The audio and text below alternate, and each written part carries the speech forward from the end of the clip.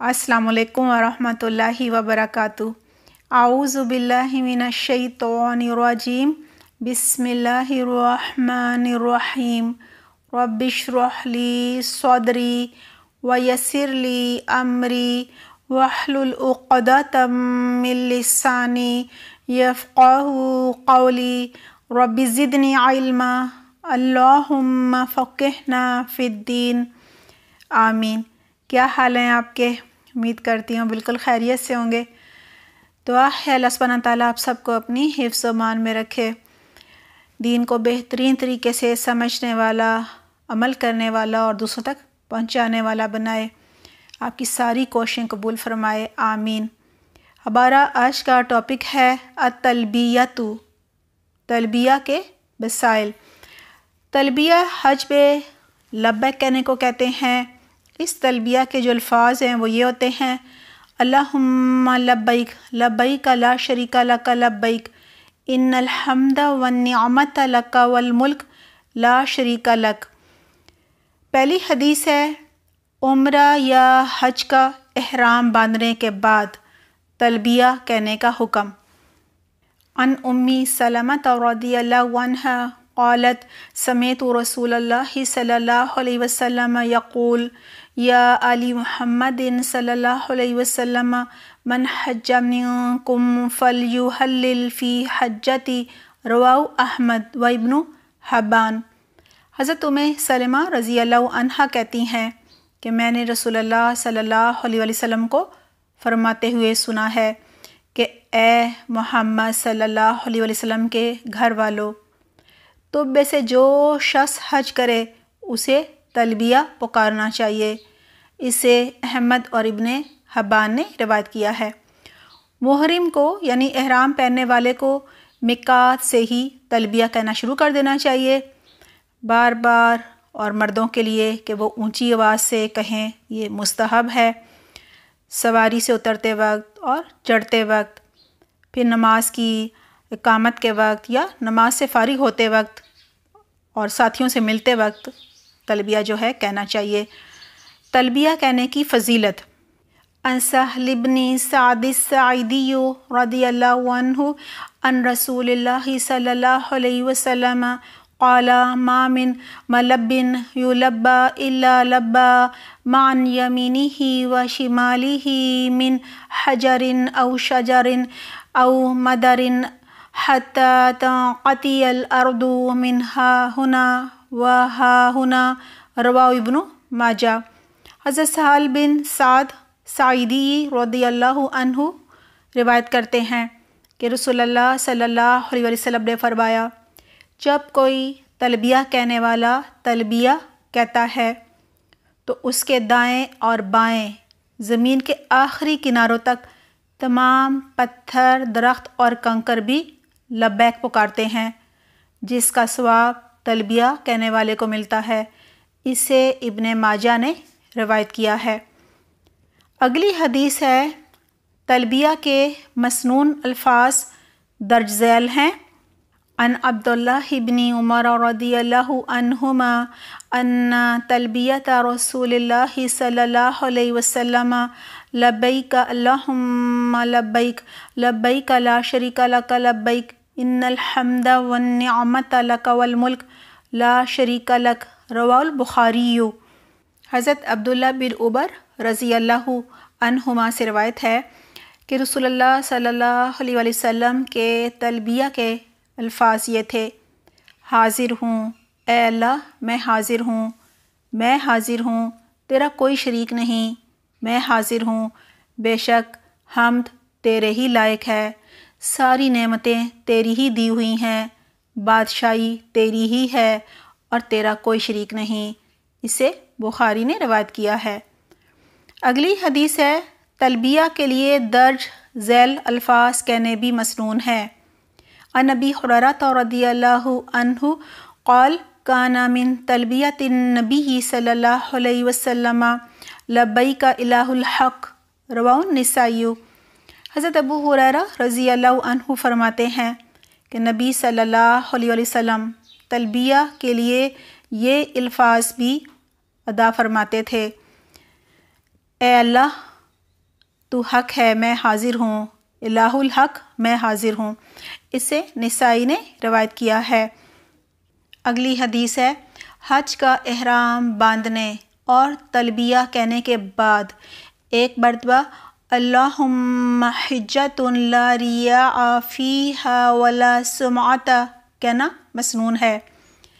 ان انس بن مالک رضی اللہ عنہ قال حج النبی صلی اللہ علیہ وسلم علی رحل رس وقطیفۃ تساوی 4 دراہم او لا تساوی ثم قال اللہم حجۃ لا ریاء فیہا ولا سمعۃ، رواہ ابن ماجہ۔ حضرت انس بن مالک رضی اللہ عنہ کہتے ہیں کہ رسول اللہ صلی اللہ علیہ وسلم نے ایسی سواری پر حج کیا جس کی زین پرانی تھی، اور آپ صلی اللہ علیہ وسلم کے جسم پر ایسی چادر تھی جو 4 درہم یا اس سے بھی کم قیمت کی تھی۔ آپ صلی اللہ علیہ وسلم یہ فرما رہے تھے، یا اللہ میں ایسا حج کر رہا ہوں جس میں نہ ریا ہے نہ کسی شہرت کی طلب مقصود ہے۔ اسے ابن ماجہ نے روایت کیا ہے۔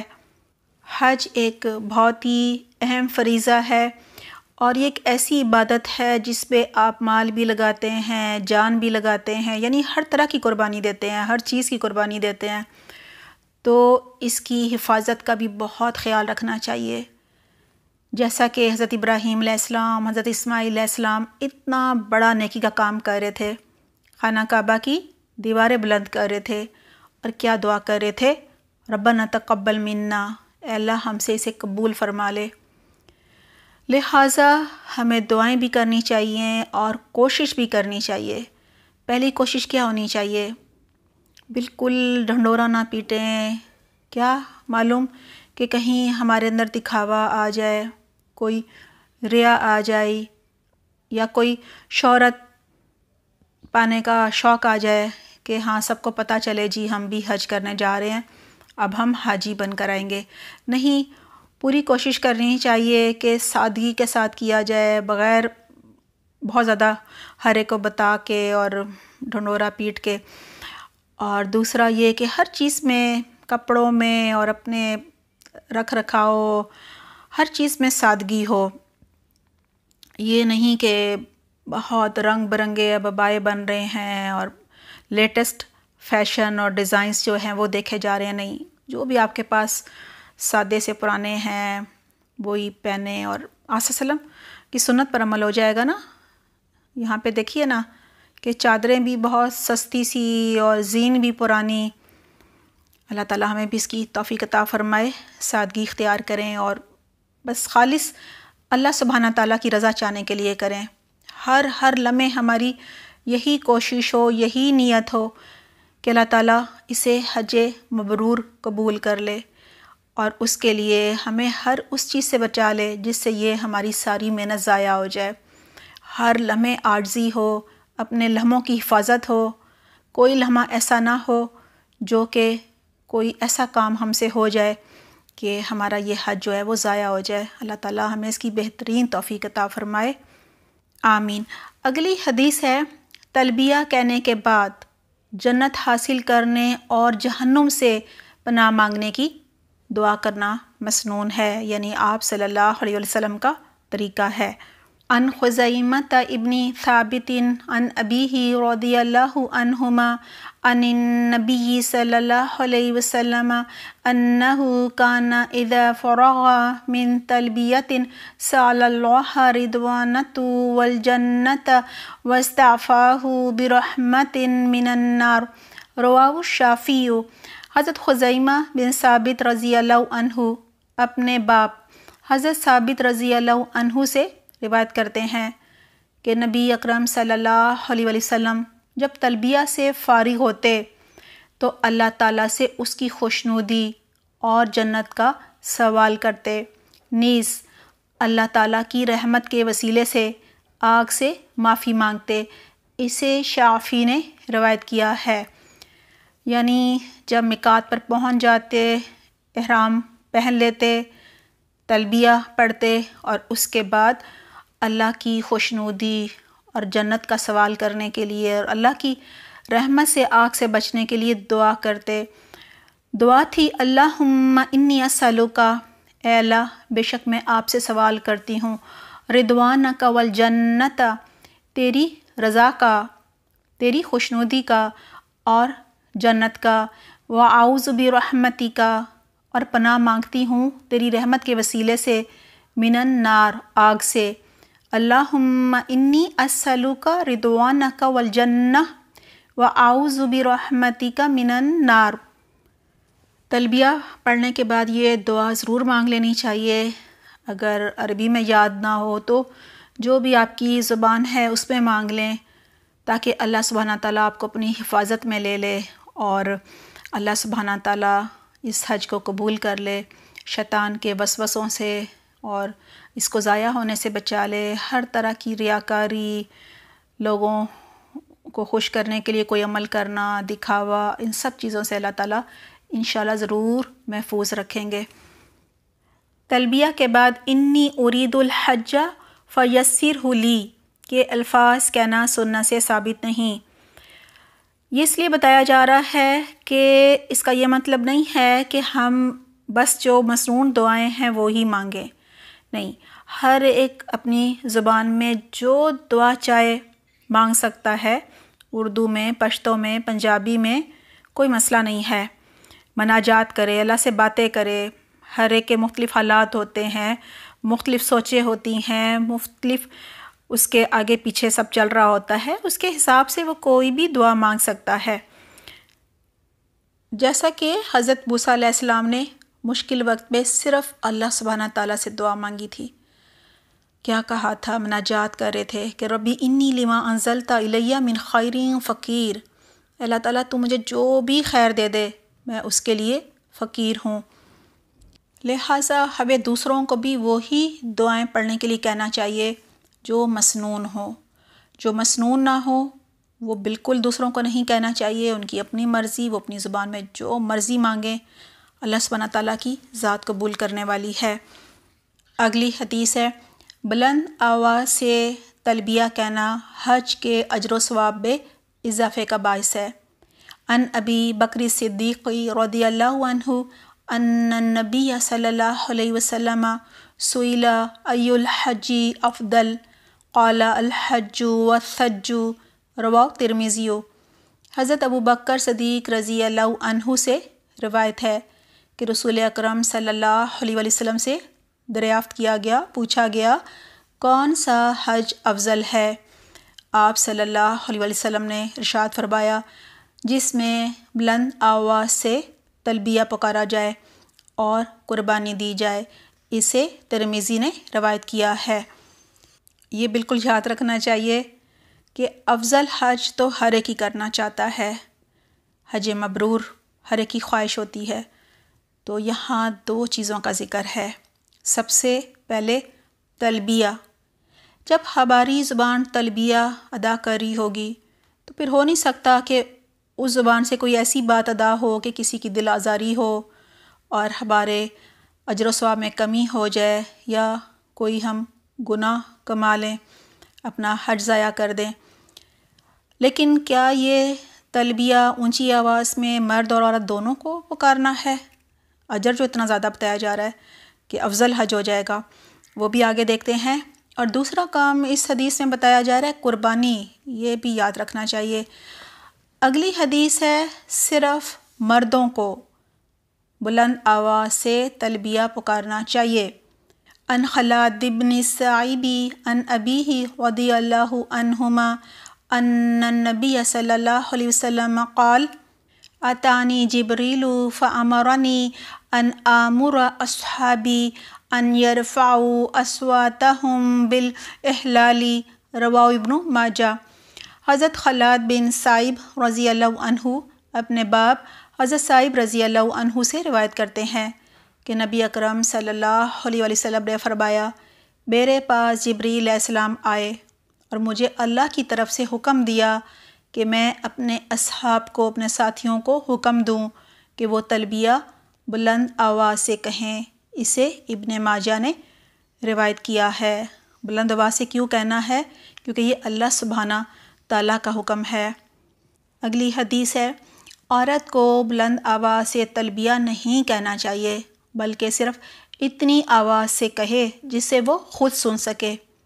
عن ابی ہریرہ رضی اللہ عنہ عن النبی صلی اللہ علیہ وسلم قال التسبیح للرجال والتصفیق للنساء فی الصلاة رواہ مسلم۔ حضرت ابو ہریرہ رضی اللہ عنہ سے روایت ہے، نبی اکرم صلی اللہ علیہ وسلم نے فرمایا، نماز میں امام کے بھولنے پر مردوں کے لیے سبحان اللہ کہنا ہے، عورتوں کے لیے ہاتھ پر ہاتھ مارنا ہے۔ اسے مسلم نے روایت کیا ہے۔ یعنی اگر امام کے پیچھے نماز پڑھ رہے ہیں مرد اور ان کے پیچھے عورتیں پردے میں، تو اگر امام کچھ بھول جائے، جیسے تراویح ہو رہی ہے، کچھ بھول سکتا ہے یا کوئی اور غلطی ہو سکتی ہے، تو مرد سبحان اللہ کہتے ہیں، لیکن عورتوں کو زبان سے کچھ کہنے کی اجازت نہیں، بلکہ وہ ہاتھ پر ماریں گی، یعنی جس سے آواز آتی ہے۔ جب ہاتھ پر مارا جاتا ہے تو ایسے آواز آتی ہے نا، تو اس طرح کرنے کی اجازت ہے۔ لہٰذا یہاں یہی کہنا مقصود ہے کہ تلبیہ عورتیں جو ہیں وہ بلند آواز سے نہیں کہیں گی بلکہ اتنی آواز میں کہیں گی کہ وہ سن سکیں۔ اگلی حدیث ہے، عمرہ میں طواف شروع کرنے سے پہلے تلبیہ کہنا بند کر دینا چاہیے۔ عن ابن عباس رضی اللہ عنہما ان النبی صلی اللہ علیہ وسلم کان یمسک عن التلبیۃ فی العمرۃ اذا استلم الحجر رواہ ترمذی۔ حضرت عبداللہ بن عباس رضی اللہ عنہ سے روایت ہے، نبی اکرم صلی اللہ علیہ وسلم عمرہ میں حجر اسود کا استلام کرتے ہی تلبیہ کہنا بند کر دیتے تھے۔ اسے ترمذی نے روایت کیا ہے۔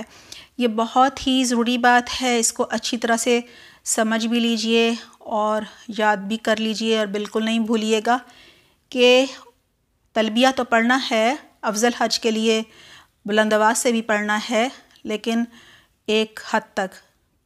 کب اس کا پڑھنا بند کر دینا ہے؟ کہا جا رہا ہے کہ جب طواف شروع کرنے لگیں، حجر اسود کا جب استلام بھی کر لیں، تو اس سے پہلے تلبیہ کہنا بند کر دینا چاہیے۔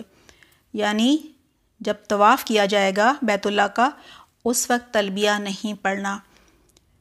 ایک اور موقع پہ بھی تلبیہ کہنا بند کر دینا چاہیے۔ اگلی حدیث سے پتہ چلتا ہے، کہا جا رہا ہے حج میں 10 ذی الحج یعنی قربانی کے دن جمرہ کو کنکریاں مارنے سے پہلے تلبیہ کہنا بند کر دینا چاہیے۔ عن الفضل بن عباس رضی اللہ عنہما ان رسول اللہ صلی اللہ علیہ وسلم لبى حتى رمى جمرۃ العقبہ رواہ ابو داؤد۔ حضرت فضل بن عباس رضی اللہ عنہما سے روایت ہے کہ رسول اکرم صلی اللہ علیہ وسلم نے اپنے حج میں جمرہ عقبہ کو کنکریاں مارنے تک تلبیہ کہا۔ اسے ابو داؤد نے روایت کیا ہے۔ یہاں یہی پتہ چل رہا ہے کہ 10 ذی الحج کو، جو کہ قربانی کا دن ہوتا ہے، کنکریاں ماری جاتی ہیں۔ جمرہ کو کنکریاں مارنے سے پہلے تلبیہ کہنا بند کر دینا چاہیے۔ اگلی حدیث ہے، اہل قافلہ کا اجتماعی طور پر بلند آواز سے تلبیہ کہنا سنت سے ثابت نہیں، یعنی سب مل کے بالکل اکٹھے اس کو شروع کریں اور ایک طرح سے مطلب ایک ہی لہر میں سب ساتھ ہی اس کو مکمل کریں پھر شروع کریں، اس طرح سے نہیں، سنت سے یہ ثابت نہیں ہے، ایسا نہیں کرنا، بلکہ ہر ایک اپنا انفرادی طور پر جو ہے اس کو پڑھے۔ تلبیہ کہنے کی بہت فضیلت ہے، افضل حج کے لیے بھی اس کا بلند آواز میں کہنا جو ہے وہ بہت ہی ضروری ہے، لیکن ساتھ ساتھ یہ جاننا بھی ضروری ہے کہ کب اس کو بالکل نہیں کہنا۔ اللہ سبحانہ تعالی ہمیں بہترین عمل کی توفیق عطا فرمائے، ہمیں حج مبرور جو ہے اس کی توفیق عطا فرمائے، آمین۔ اپنا بہت خیال رکھیے گا۔ سبحانک اللہم و بحمدک نشہد لا الہ الا انت نستغفرک و نتوب الیک۔ والسلام علیکم ورحمۃ اللہ وبرکاتہ۔